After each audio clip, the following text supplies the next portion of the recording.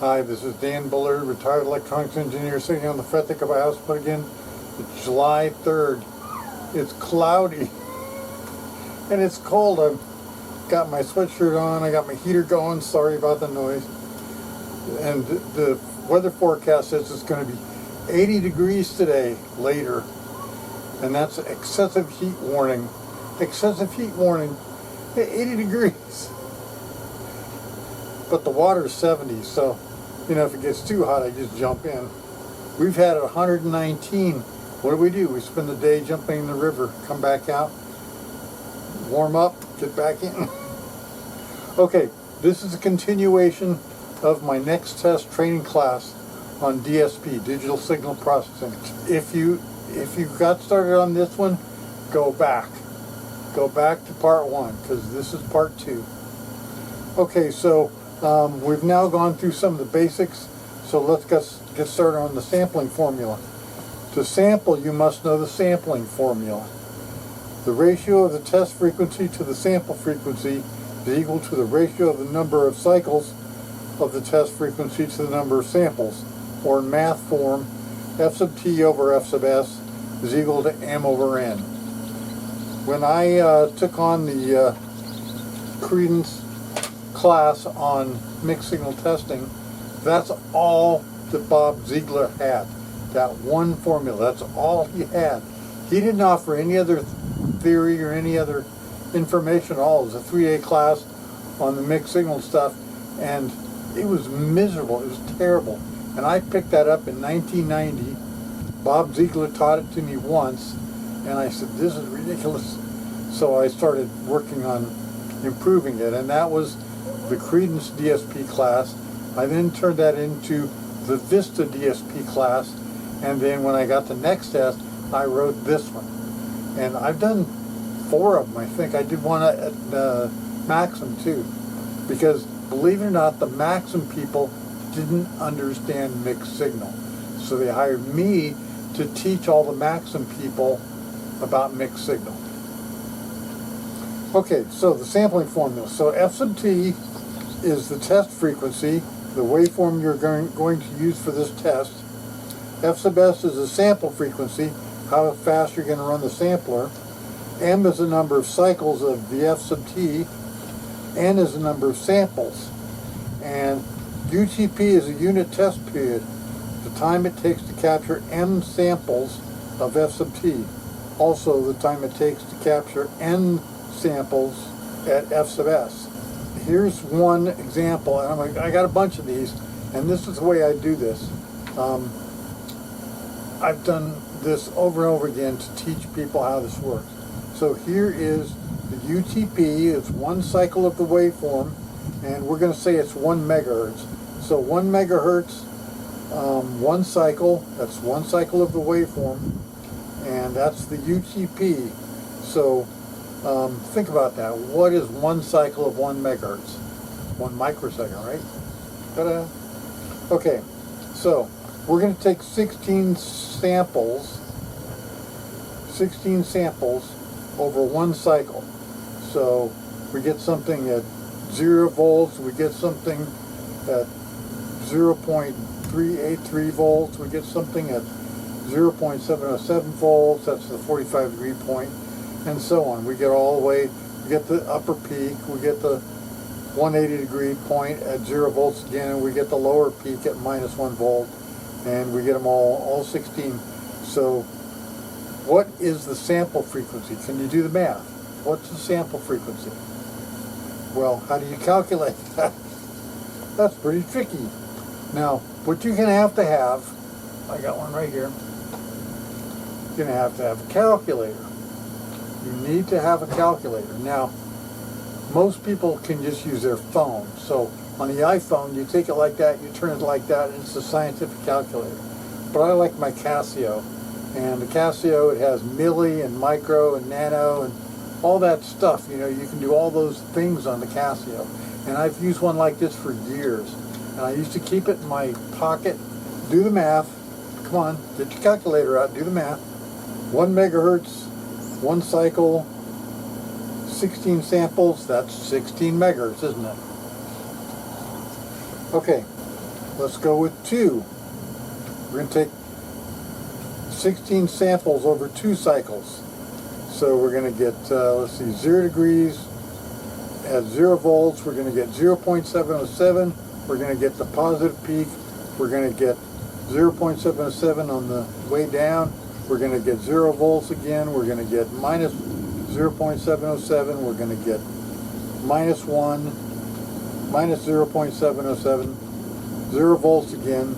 And then we're going to get, going on the second cycle, we're going to get 0.707. We're going to get 1. We're going to get 0.707, 0 volts, minus 0.707, minus 1, and minus 0.707. That doesn't seem like it really was all that good. I mean, last time we got lots of other numbers, didn't we? We got 0.383, we got all kinds of other numbers, so we must have missed something here. But let's do the math on it. 1 megahertz times 16 divided by 2. What's 1 megahertz times 16 divided by 2? It's 8 megahertz. This is called sample redundancy. If M and N are not mutually prime, samples will be redundant. The true number of samples can be found by reducing the M and N ratio to the least common denominators. There is a reason to use redundancy. That's waveform averaging. It's used to reduce noise by taking multiple passes of the waveform. It separates quantizing noise from other noise. And each doubling of the samples reduces the noise by 3 dB. Now that's a really good thing if you need to do that. But it's sometimes used in the wrong place. When I was working with, I sold these testers to True Test in Taiwan, and they applied, because I was in marketing, I wasn't going to do the work. They put in a guy that I trained, Noel. Apparently I didn't train him very good. So they put Noel in there, and from the Philippines, and he went in there and he couldn't get it to work. He couldn't get decent results, and so he started doing averaging. So he sampled more and more and more and more until, kind of like the people at Raytheon, they took 4 million samples, and then you average them and you get rid of the noise. They finally got a reasonable result after taking 4 million samples. But if you do it the right way, you don't have to take 4 million samples. Wow, somebody's coming, I hear it. That's okay. Okay, so if 2 is bad, 3 will be worse, right? So we'll take 3 cycles over 16 samples. So 1 megahertz times 16 divided by 3. Let's do the math. 1, I love my Casio. 1 megahertz times 16 divided by 3 is 5.3 megahertz. 5.3 megahertz. So that's better, right? It's lower, a lower frequency. Wow, these guys are pushing a barge. So 5.3 megahertz is slower. We slowed down the sample rate. Now, what did we get? We got a sample at 0 degrees, 0 volts. We got a sample at 0.924 volts. Whoops, we didn't get the 0.707. Damn. Then we get 0.707 on the backside. Then we get minus 0.383. Then we get minus 1. Hey, there's the minus 1. But notice we didn't get the positive 1. Somehow we missed out on the positive 1. Damn, too bad that happened. Then we get minus 3.3 again. Oh, on the backside. Okay. And then we get 0.707. Hey, there's 0.707. It came up. It just came up later. Then we get a positive 0.924. Hey, we didn't get that before. Then we get 0. Hey, we finally got 0. Then we get minus 0.924. Then we get minus 0.707. Cool. And then we get plus 0.383. Hey, we didn't get that before. And then we get plus 1. Hey, there's the positive peak. This just out of the blue, just came up. What an amazing coincidence. And then we get 0.383 again. And then we get minus 0.707. And then we get minus 0.98. So look at that. Those are 16 unique samples. Every one is different. That is, they're not different voltages, but they're the right ones. We got the right ones. We got two samples at 0.707. We got the back side and we got the front side. We got two samples at 0.924. We got a sample at the front and we got a sample at the back. So we got all the same samples we got when we took one cycle. That was with 3 cycles. And so the trick is, if you want to get them back where they belong, you can do something called sample shuffling. And I worked out the formula for this. This is one of the first things I did when I was doing this stuff at Credence. And I did it all on a blackboard or whiteboard. And I did all the math and figured it all out. When M, that is the number of cycles, is not 1, the samples are distributed across the waveform. The samples can be reordered to make it appear that M was 1. The reorder formula calculates the true location of the sample according to the following. And this is, I calculated this myself. I think Daver did it too on his own. The new index is equal to the old index times M modulo N. So that's how it works. So let's go back and look at it. Sample 0, we take the first sample that comes up, we multiply it by M and take modulo N. We don't have to worry about that yet. So sample number 1 times 3 is 3. So that is the real sample 3. Looking at this waveform that we captured with an M of 1, that's where sample 3 was. The next sample we captured was sample number 2. Multiplied by 3, 2 times 3 is 6. Ooh, this is really tough math.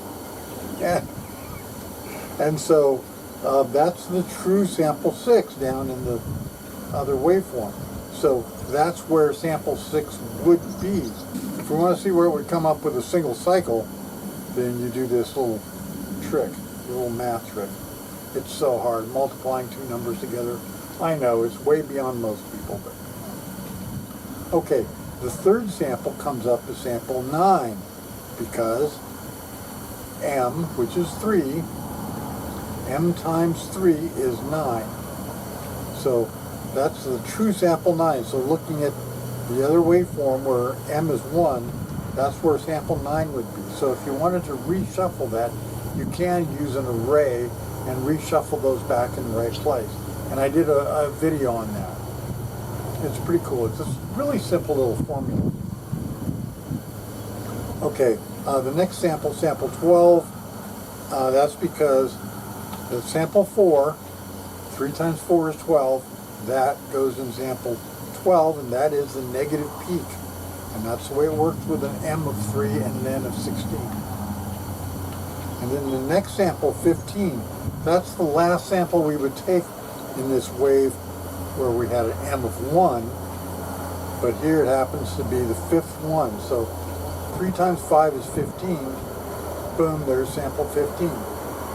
Now, the next sample, that's sample 6. What is 3 times 6? It's 18. So it's greater than 16. It's greater than N. So 3 times 6 is 18, but modulo 16 is 2. So that really is sample 2. That would have been sample 2 if we'd use an M of 1. But we didn't have to use an M of 1. We could sample slower than that. So we sample slower. We don't have to sample at 16 megahertz in this case. We sample at 5.33 megahertz. Then that sample still shows up because M and N are mutually prime. They're not prime, they're mutually prime. Okay, the next sample that shows up is 7. 7 times 3 is 21. 21 modulo 16 is 5. So that is the real sample 5. So that comes up in the other waveform where M is 1. That would have been the 5th sample. So that's the real sample 5. And the next sample, sample 8, it shows up as 8. So 8 times 3 is 24. 24 modulo 16 is 8. So that's the real sample 8, and so on. That's the way it works. It's pretty cool stuff. I did a video on that, so you can do whatever you want with it. You can watch the video or not. Okay, here's another one where we just keep bumping M up. Keep bumping M up. Here we push up M to 4. And so M is 1. Whoops, that's a problem. Here's what happens. With an M of 4, you get 0, 90, 180, 270. 0, 90, 180, and 270. 0, 90, 180, and 270. 0, 90, 180, and 270. You never get all the other interesting things like 0.707 or 0.924 or 0.383. You don't get any of those. And so it reduces. So with an M of 4, 4 over 16 reduces to 1 over 4. So you only get 4 unique samples. That's a problem. So you don't want to do that. Redundancy gets worse as M and N have higher common divisors. Watch out for redundancy. Don't do that accidentally. So you don't want to make M prime necessarily. Now, a lot of people stay out of trouble by making M prime because N is almost always a power of 2, so that the FFT goes through properly. But don't say that M has to be prime. That's just, okay, it works. M and N don't have to be prime. M and N have to be mutually prime. Okay, let's take it up a notch. Here we have an M of 5. Okay, so you would think making M bigger is a problem, but no. Where FMT is 1 megahertz, the N is 16, let's do the math. 1 megahertz times 16 divided by 5 is 3.2 megahertz. So 3.2 megahertz. So the sample rate keeps going lower. The larger we make N, the lower the sample rate goes. Okay, so we start with sample 0 starts at 0 volts. The next sample goes up to 0.924 volts. The next sample happens at minus 0.707 volts. The next sample happens at minus 0.383 volts, and so on. So what happens is you capture all the samples that you would have got if N was 1. Now, if you want to see it that way, you can reorder it. Now, David wrote a function for reordering, and that's in that video. I tell you how to do that. And we ran that past the guy at Credence. He was the god. He was the god of mixed signal. That was Paul Botsford. And everybody was so intimidated by Paul Botsford. But me and David were not. We were not. And so we said, hey, Paul, we came up with this way to do this reordering so we can make it look like M is 1. And he's like, oh, that introduces distortion. You don't want to do that. Botsford, shut the fuck up. So I didn't have any respect for Botsford after that. Me and David, neither one of us had any respect for Botsford after that. So me and David were kind of a moving force in Credence. And eventually Botsford left Credence and went to work for Maxim because he was traveling too much. And that was fair, that's fine. But he was wrong. He was wrong too many times. Again, he's the guy who told me that a square wave always has only odd harmonics. That's not true. If the square wave has a 50% duty cycle, then yes. If a square wave has some other duty cycle, no, the even harmonics show up. And why? Because it's not symmetrical in time. And that I figured out myself, all by myself, not with David. David had nothing to do with it. Time or voltage. If it's symmetrical in time and voltage, there are no even harmonics. If it's asymmetrical in voltage or in time, you get even harmonics. Okay, let's bump up M to 7. With an M of 7, we get this really weird looking pattern. It's pretty cool looking. And if you do the math on it, let's do the math. 1 megahertz times 16 divided by 7 is 2.2 megahertz. That's pretty good. I'm sampling 1 megahertz with 2.2 megahertz, and I still get all the samples that I would have got if I sampled at 16 megahertz. Now, if I have a limited sample rate, and this was an issue back then, probably today it's not really an issue anymore, but if I had a limited sample rate, this would be a boon, and that's the way it was back then. We had a limited sample rate, so you can just push M up, and the sample rate comes down. Okay, let's push it up again. Let's make M 8. Now, hopefully, if you've been paying attention, you know right away 8 is a problem. And so, let's do the math on it. 1 megahertz times 16 divided by 8 is 2 megahertz. 2.0 megahertz. That is a problem. Because what happens is, you get 0 volts, and 0 volts, and 0 volts, and 0 volts, and you'll never even know there's a signal there. It'll be completely invisible. There'll be no way you can see it. Now that assumes that the phase is aligned. The Nyquist frequency is 1/2 the sampling frequency. If you have a 1 megahertz signal and you sample at 2 megahertz, your signal will be invisible. When the test frequency is exactly 1/2 the sampling frequency, the results are unreliable unless phase is very carefully controlled. Generally, it's a bad idea to use Nyquist frequency for anything. Now, when I worked for Nextest, I wouldn't say he's my boss, but in office space, what was Peter's big complaint?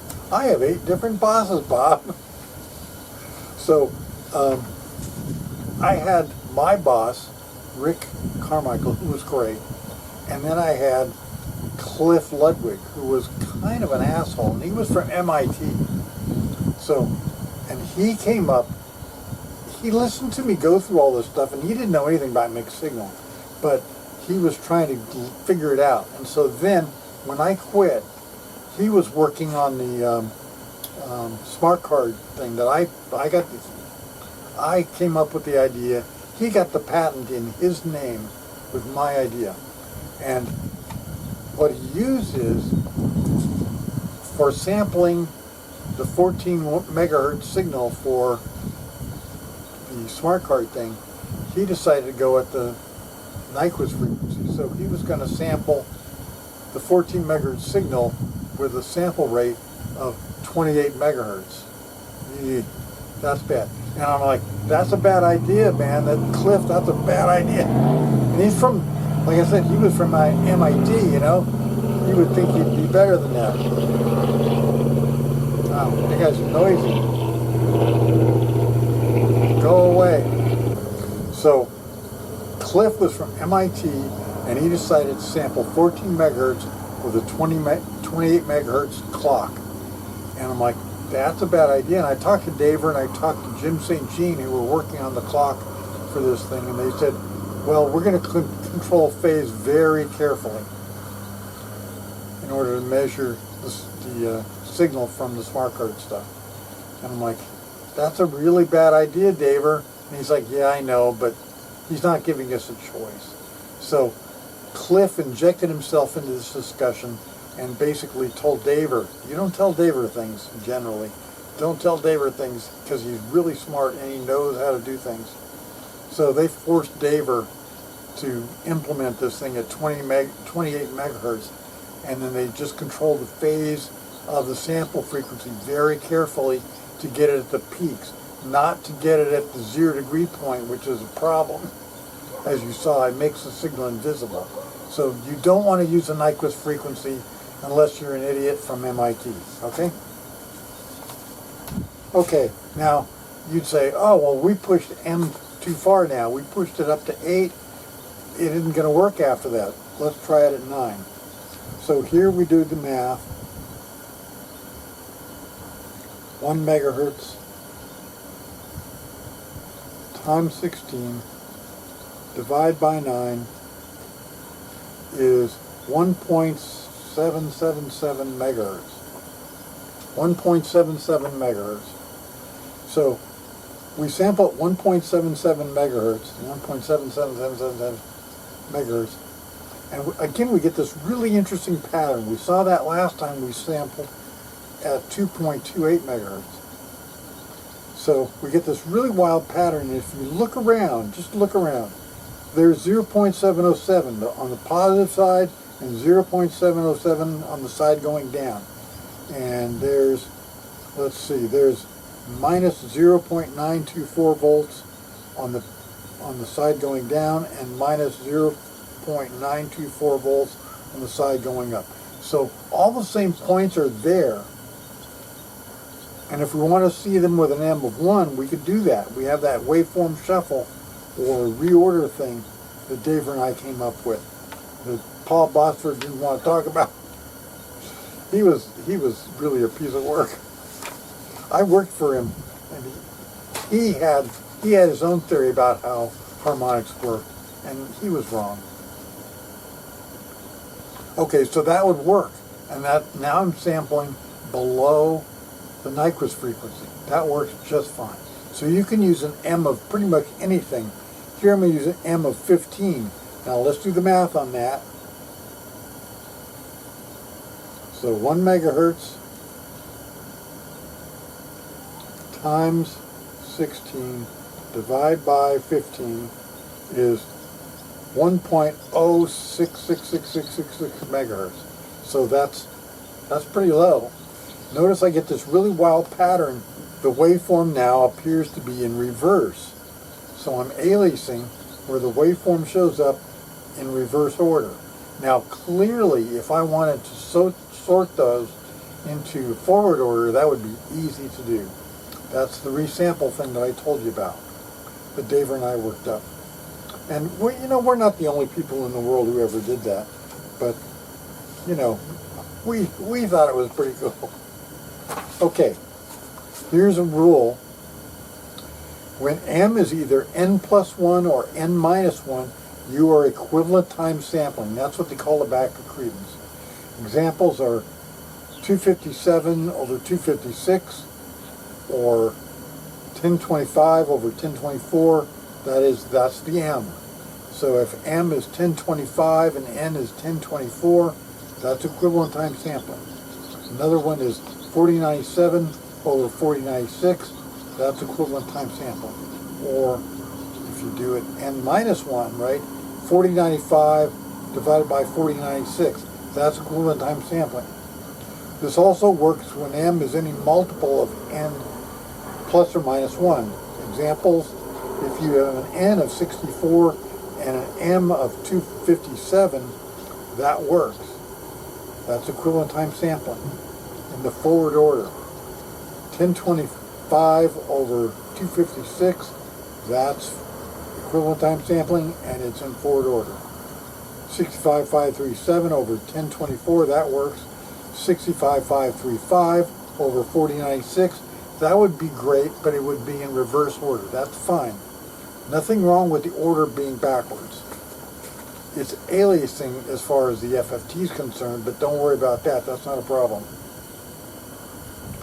If M is N times X, whatever X is, if M is N times X plus 1, the waveform comes out in positive time. If M is N times X minus 1, the waveform comes out in negative time. So that's okay. It's just aliasing, but don't worry about aliasing it. We won't talk about that yet. Okay, here's one with equivalent time sampling in forward order. Again, we have 17 cycles of the wave, and we take 16 samples, and so the waveform comes out just like if M was 1. So that's equivalent time sampling. That's what they called it, credence. And Paul Bosford thought he was such a genius for using equivalent time sampling. It's very, very rudimentary, very. Okay, so I would take my students through that stuff and get them to understand all that. Okay, let's talk about coherent sampling. Coherent sampling is defined as generating and capturing a waveform using the same time base. The waveform generation instrument and the waveform capture instrument need not run synchronously as long as they run coherently. They don't have to be synchronous as long as they're coherent. And the analogy that they use in the Mahoney is a gearbox. The gears never move, they never strip, they never rip the teeth out. As long as the gears are meshing and not slipping, that's coherent. Coherence simply means ensuring that m, the number of cycles, is always an integer. Good things happen when m is an integer. Coherence requires one timing reference to clock all the instruments. Each instrument has a clock driver that can be set to an integer value. As long as the product of the source and capture dividers has divisors in common with both sets of m and n, you are coherent. Note that analog instruments are not the only source and capture instruments. The digital subsystem can capture and source too. So that is what really makes a mixed signal tester. In this case, here we have, it's analog in, analog out. So we have a clock generator generating an 85.333 megahertz clock. We divide that by 8 to get a 10.66 megahertz clock rate, and with an M of 3, N of 32.